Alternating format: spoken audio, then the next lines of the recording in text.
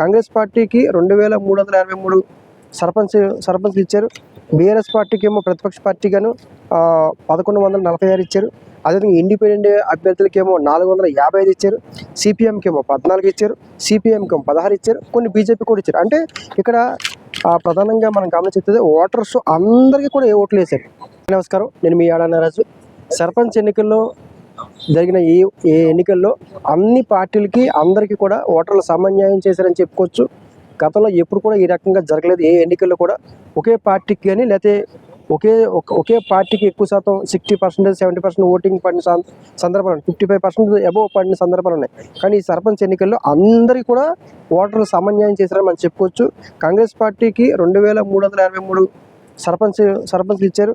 BRS పార్టీకి ఏమో ప్రతిపక్ష పార్టీగాను 1146 ఇచ్చారు. అదేవిధంగా ఇండిపెండెంట్ అభ్యర్థులకేమో 455 ఇచ్చారు. సిపిఎంకి ఏమో 14 ఇచ్చారు. సిపిఎంకి ఏమో 16 ఇచ్చారు. కొన్ని బీజేపీ కూడా ఇచ్చారు. అంటే ఇక్కడ ప్రధానంగా మనం గమనించేది ఓటర్స్ అందరికీ కూడా ఏ ఓట్లు వేశారు.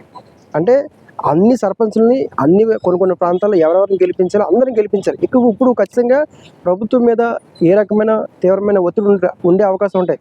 అంటే కనీసం తక్కువగా కూడా బీఆర్ఎస్ పార్టీకి రాలేదు. మినిమం 35% ఎక్స్ట్రా వచ్చాయి. సో కాబట్టి ఖచ్చితంగా బీఆర్ఎస్ పార్టీ ప్రతిపక్షంలో బలంగా ఉండే అవకాశం ఉంటుంది. ఆ తర్వాత ఇండిపెండెంట్ అభ్యర్థులు కూడా ఓట్లు వేశారు.